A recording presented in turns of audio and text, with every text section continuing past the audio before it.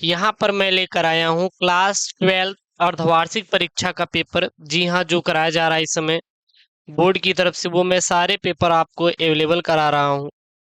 और अब तो आपकी अर्धवार्षिक परीक्षाएं शुरू भी हो गई हैं। इसके बाद जो बोर्ड की परीक्षाएं हैं उसकी भी तैयारी हम करवा देंगे, आपको बिल्कुल भी टेंशन नहीं लेना है यार।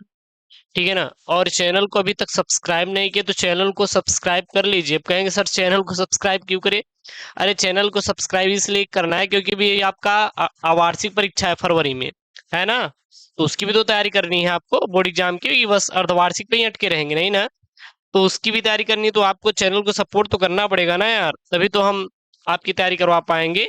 70 नंबर का क्या रहेगा आपका? पूर्णांक रहने वाला, देख सकते हैं। ठीक है। और 3 घंटे 15 मिनट का क्या मिलेगा आपको? टाइम मिलेगा। मैं हो सकेगा मैं भी बी वाला भी सेट प्रोवाइड कर दूंगा 1-2 दिन में, टेंशन मत लीजिएगा। बी वाला सेट, ये वाला सेट है, वैसे जितने भी सेट आ रहे हैं मैं सारे सेट आप तक पहुंचा रहा हूं। कोशिश यही है कि जल्द से जल्द जितने भी सेट आपके बन रहे हैं पेपर में, सारे सेट आपको प्रोवाइड कर दूं, ताकि आपकी बोर्ड एग्जाम की तैयारी बेहतरीन तरीके से हो जाए यार, बिल्कुल भी कहीं भी दिक्कत ना हो। बस यही मेरा एक उद्देश्य है, टारगेट है कि बोर्ड एग्जाम की बेहतरीन तैयारी आपकी करवा दिया जाए। ये कक्षा 12वीं का है, ठीक है ना। आप देख सकते हैं। और 2023-24 का है।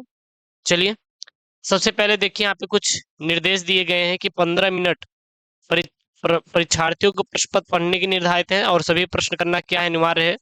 सभी प्रश्नों के निर्धारित अंक उसके सामने अंकित है। जितने भी प्रश्न हैं उसके सामने उसके जो अंक हैं वो दिए गए हैं, और आप देख लीजिए सारा का सारा। ठीक है। और हाँ यार, आपसे बस यही एक रिक्वेस्ट है कि यार प्लीज वीडियो को लाइक जरूर कर देना। ऐसा नहीं कि वीडियो को लाइक ना करें, क्योंकि जब आप लोग वीडियो को लाइक करते हैं तो बहुत अच्छा लगता है। और यही आपका बस प्रेम चाहिए, और मुझे कुछ भी नहीं चाहिए। जो आपका ये प्यार है वही मुझे चाहिए, ठीक है ना। और मुझे पता है कि आप लोग अपना प्यार जरूर देंगे। सभी प्रश्न अनिवार्य और ये तो देख लिए। सबसे पहले यहाँ पे बहु विकल्पीय प्रश्न आएगा। क्या आएगा? बहुविकल्पीय प्रश्न आएगा। पहला कक्का वाला है कि भारतीय भ्रूण विज्ञान के जनक कौन कहे जाते हैं? जो भारतीय भ्रूण विज्ञान के जनक थे, राम उदार है, बीएन प्रसाद है, पीएन मेहरा है, तो वो है पी महेश्वरी। पी महेश्वरी जो है वो भारतीय भ्रूण विज्ञान के जनक कहे जाते हैं। कभी कभी पूछ लेता है कि चलिए बताइए, जो हमारे वंशागति वंशागति के जनक किसको कहा जाता है?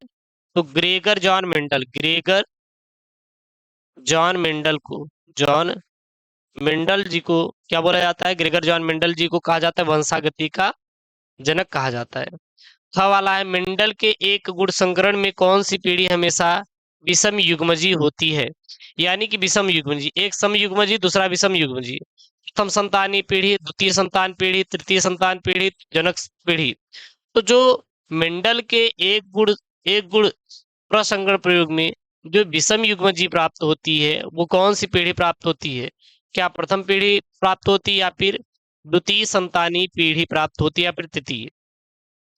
उसके बाद ग वाला है, इसका आप लोग पूरा पूरा सॉल्व कर लीजिए। मान लीजिए अगर आपसे सोल्यूशन नहीं हो पा रहा है, तो दिन आप लोग कमेंट बॉक्स में छाप दीजिए कि सर इसका सोल्यूशन नहीं हो पा रहा है, आप प्लीज इसका सोल्यूशन करवा दीजिए। तो मैं कोशिश करूंगा कि पूरा आपको इसका सोल्यूशन भी करवा दूं। इंटरस्टिशियल की अमजेंटा पाए जाते हैं, किसमें पाए जाते हैं? यूनी वैलेंस में, वाई वैलेंस में, यूनी एवं वाई वैलेंस दोनों में, या फिर इनमें से कोई नहीं। देखिए ये 1 नंबर का आया हुआ है। उसके बाद घ वाला यहाँ पे mRNA पर स्थित समाप्त कोडान है। mRNA पर स्थित समाप्त कोडान कौन से होते हैं? UAA, UAG, UGA, या फिर ये सभी? अब कहें सर UAA क्या है? Uracil adenine adenine. जी मतलब क्या है? ग्वानिन, ठीक ना। तो इसका मतलब ये होता है। उसके बाद यहाँ पे देखिए दूसरा कप उसी पाथोलैंगजन से है। आभासी फसलों के 2 उदाहरण दीजिए। आभासी फलों के, सॉरी फसलों फलों के। तो जैसे आपका क्या होता है? अन्ननास होता है, अन्नन अन्नास होता है, या फिर अन्ननास भी बोल सकते हैं, अन्नास।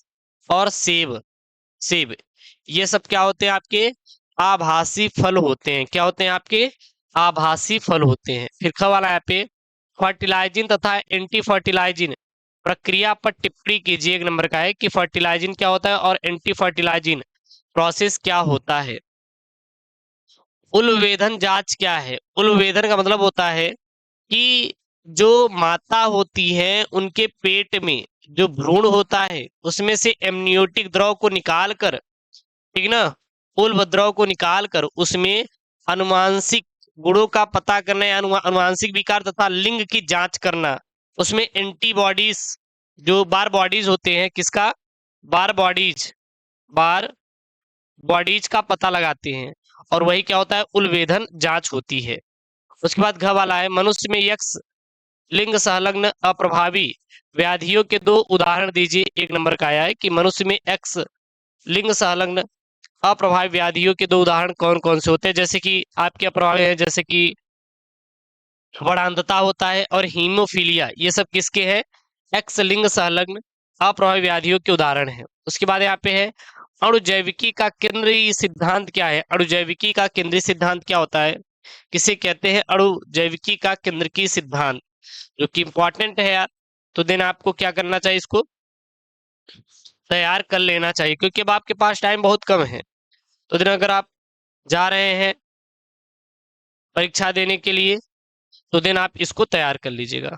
उसके बाद तीसरा का है यहाँ पे बैलेंस का चार्ट पर टिप्पणी लिखिए, 2 नंबर का आया हुआ है। प्रियांश क्या है, ठीक है, 2 नंबर का बताइए, इस पर आपको बताना है। उसके बाद यहाँ पे देखिए डीऑक्सीराइबो शर्करा का आणविक संरचना। डीऑक्सीराइबो शर्करा क्या होती है, यानी कि TNA, deoxyribo nucleic acid, deoxyribo nucleic acid DNA होता है। और आरएनए का पूरा नाम क्या होता है, आरएनए का पूरा नाम होता है राइबो न्यूक्लिक एसिड होता है। टर्नर सिंड्रोम क्या है आपको बताना है, 2 नंबर का है। परिभ्रूण कोष तथा फल भित्ति में अंतर आपको बताना है, 2 नंबर का है कि परिभ्रूण कोष और फल भित्ति में क्या अंतर होता है, आपको यहाँ पे बताना है। उसके बाद ये तो हो गए आपके 2-2 नंबर वाले, देख सकते हैं पूरा का पूरा। अब यहाँ पे आपके 4 नंबर, मतलब 3 नंबर वाले हैं, जैसे कि परागण तथा निषेचन में अंतर आपको लिखना है। अब ये परागण और निषेचन का अंतर मतलब क्या होता है, देखिए परागण का मतलब होता है जो पराग कण होते हैं, क्या होते हैं, पराग कण होते हैं। ये पराग कण कहाँ पर पहुंचते हैं, वर्तिकाग्र पर, वर्तिकाग्र पर। तो इस क्रिया को क्या बोलते हैं, इस क्रिया को क्या बोलते हैं, परागण बोलते हैं। और निषेचन क्या होते हैं, जब ये परागकण, जब ये परागकण रिस कर कहां पर पहुंच जाए, अंडाशय के अंदर, अंडाशय के अंदर, देन आपको, आप उसको क्या बोलेंगे, तब उसको निषेचन बोलते हैं। क्या बोलते हैं, निषेचन। तो परागण और निषेचन में यही अंतर होता है। परागण क्या होता है, परागकणों का वर्तिकाग्र तक पहुंचने की क्रिया को परागण कहते हैं, और निषेचन का मतलब होता है जो ये परागकण होते हैं ये अंडाशय के अंदर पहुंच जाएंगे तो उसे निषेचन कहते हैं।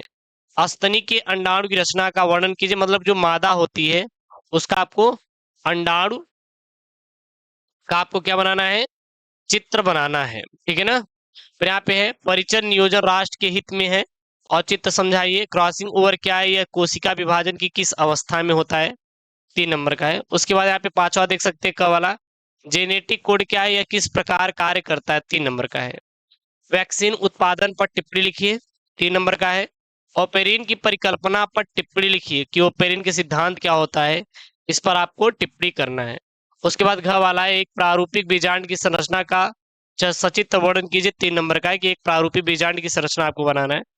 फिर छठा का क है यहाँ पे, वो क्या है, छठा का क में नर और मादा द्वितीयक लक्षण में अंतर बताइए, द्वितीयक लक्षण क्या होते हैं उसमें आपको बताना है।